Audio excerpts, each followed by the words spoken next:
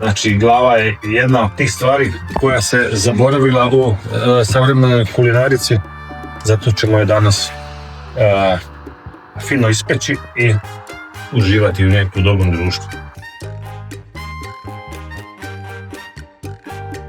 Glava je uvek praznično jelo, znači i od malog prašića i od velike svinje.